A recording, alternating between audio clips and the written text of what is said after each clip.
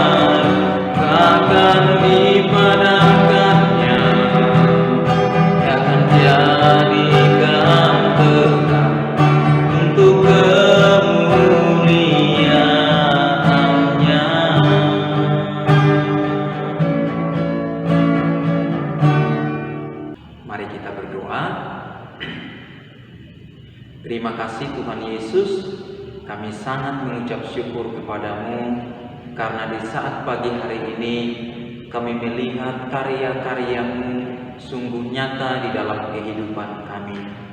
Sebelum kami memulai aktivitas kami, terlebih khusus adik-adik SD Kristen Elim, kami akan membaca dan merenungkan firman Tuhan. Karena itu Tuhan Yesus, penuhi kami dengan kuat kuasa Roh Kudus-Mu, agar kami dapat membaca, memahami, bahkan kami dimampukan untuk melakukan firman-Mu di dalam kehidupan kami. Berkati hamba-Mu yang akan menyampaikan firman Tuhan, perlengkapi hamba dengan hikmat yang berasal daripada Engkau Tuhan. Terima kasih Tuhan Yesus, kami serahkan jam pemberitaan firman Tuhan pada saat pagi hari ini. Kami percaya kuasa Roh Kudus-Mu yang akan bekerja dari awal pemberitaan firman Tuhan sampai pada akhirnya dapat berjalan dengan baik. Dalam nama Tuhan Yesus Kristus, haleluya, amin.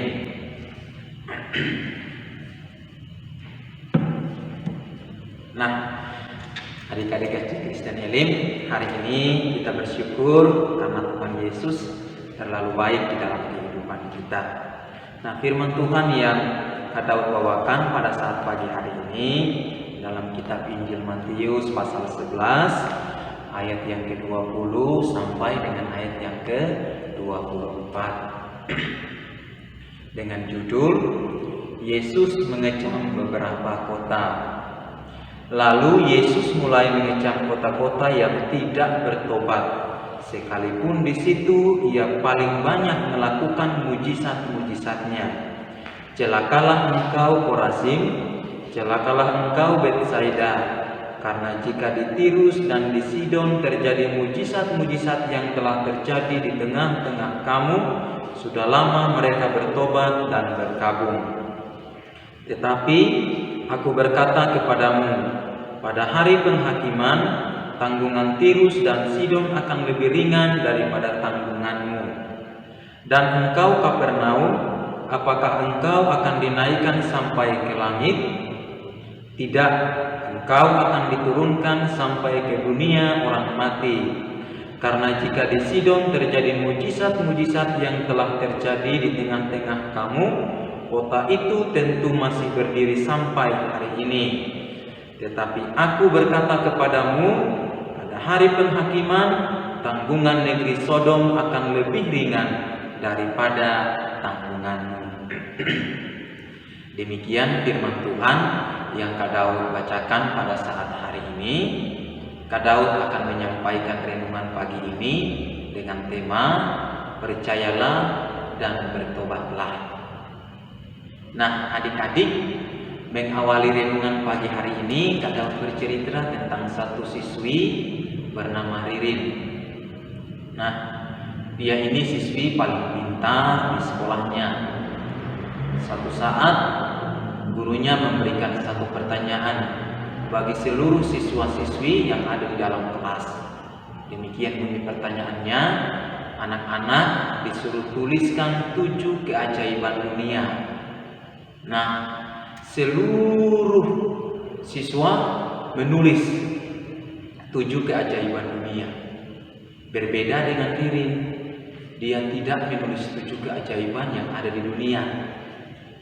Dia malah duduk merenung, tiba-tiba dia didatangi oleh gurunya. Gurunya bertanya, "Ririn, kenapa kamu tidak menuliskan 7 keajaiban dunia?" "Sebenarnya aku punya keajaiban yang lain, Bu," kata si Ririn. "Apa itu?"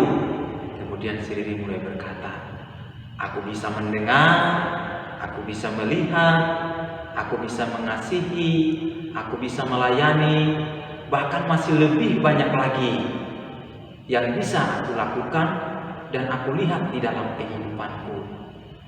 Kemudian sang gurunya tertegun merenung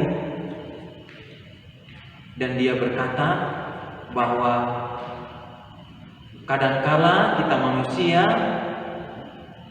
lebih mengutamakan keajaiban-keajaiban yang ada di dunia ini, dan kita lupa melihat keajaiban-keajaiban yang Tuhan nyatakan di dalam kehidupan kita. Nah, hari ini Yesus mengecam beberapa kota. Nah, kenapa sehingga Yesus mengecam kota-kota ini? Yang pertama, karena kota-kota ini adalah kota-kota yang ketika sudah percaya dan bertobat, mereka kembali lagi melakukan kejahatan-kejahatan. Sehingga kota-kota ini dikecam oleh Tuhan Yesus. Nah, salah satu kota yang bisa Kak Daud sampaikan di sini ialah kota Betsaida. Nah, kota Betsaida ini adalah tempat tinggal murid Yesus yang bernama Filipus. Di tempat ini Tuhan Yesus menyembuhkan orang buta. Tuhan Yesus memberi makan 5.000 orang. Mereka hanya melihat mujizat-mujizat yang dilakukan oleh Tuhan Yesus, karya-karya yang Tuhan Yesus lakukan. Tetapi mereka tidak mau bertobat sungguh-sungguh dan percaya sungguh-sungguh kepada Tuhan Yesus. Karena itu adik-adik, kita harus percaya sungguh-sungguh kepada Tuhan Yesus.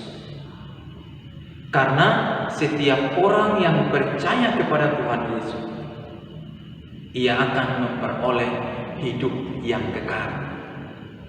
Hidup yang kekal itu ada di dalam Yesus.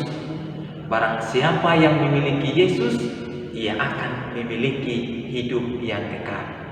Tetapi barang siapa yang tidak memiliki Yesus, ia tidak akan memiliki hidup yang kekal. Yang kedua, ketika kita sudah bertobat, maka kita harus bertobat sungguh-sungguh kepada Tuhan. Jangan seperti kota-kota yang dikecam oleh Yesus ini. Karena itu adik-adik, Kak Daud percaya adik-adik SD Kristen Elim percaya sungguh-sungguh kepada Yesus. Karena di dalam Yesus ada keselamatan. Demikian firman Tuhan yang Kak Daud sampaikan pada saat pagi hari ini. Mari kita berdoa. Terima kasih Tuhan Yesus, kami bersyukur dan berterima kasih atas anugerah-Mu melalui firman Tuhan. Biarlah kami terus percaya dan bertobat sungguh-sungguh. Kami mau menyatakan bahwa Tuhan Yesus adalah Tuhan dan Juru Selamat kami. Karena kami percaya bahwa di dalam Yesus ada keselamatan. Berkati adik-adik SD Kristen Elim yang akan memulai aktivitas mereka. berkati orang tua mereka, bahkan terlebih khusus berkati seluruh guru-guru SD Kristen Elim. Tuhan menolong mereka, memberi kekuatan bagi mereka. Terlebih khusus hambamu Ibu Susi sebagai kepala SD Kristen Elim, Tuhan juga menolong dan memberkati akan hambamu, memberikan kesehatan kekuatan bagi hambamu. Terima kasih Tuhan Yesus, kami menyerahkan seluruh aktivitas kami hanya di dalam nama Tuhan kami Yesus Kristus. Kami sudah datang berdoa dan mengucap syukur kepadamu. Haleluya. Amin. Sampai jumpa adik-adik. Tuhan Yesus memberkati. Haleluya.